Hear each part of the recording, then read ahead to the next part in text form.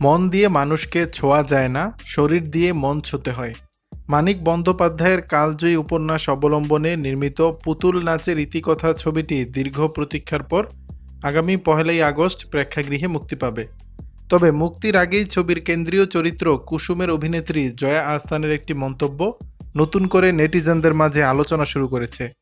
সম্প্রতি ছবির ট্রেলার প্রকাশ অনুষ্ঠানে জয়া আহসান ঔপন্যাসিক মানিকের বিখ্যাত উক্তি "শরীর তোমার মন নাই কুসুম" এর এক ভিন্ন ব্যাখ্যা দিয়েছেন। তার এই মন্তব্যকে ঘিরে ইতিমধ্যেই শুরু হয়েছে মিশ্র প্রতিক্রিয়া। সাধারণত কুসুম চরিত্রটিকে শরীর সর্বস্ব হিসেবে দেখা হলেও জয়া আহসান বাস্তব জীবনে মন ও শরীর উভয়ের গুরুত্বকেই তুলে ধরেছেন। ভারতীয় গণমাধ্যমে দেয়া এক সাক্ষাৎকারে জয়া বলেন, "মন দিয়ে তো মানুষকে ছোঁয়া যায় না, শরীর দিয়ে মন ছুঁতে হয়। আমার জীবনে মন এবং শরীর উভয়ের ভূমিকাই গুরুত্বপূর্ণ। আমার বিশ্বাস কুসুমেরও তাই।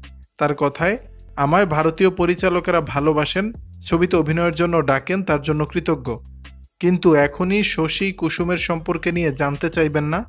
ওটা ১লাই আগস্ট পর্দার জন্য তোলা থাক।"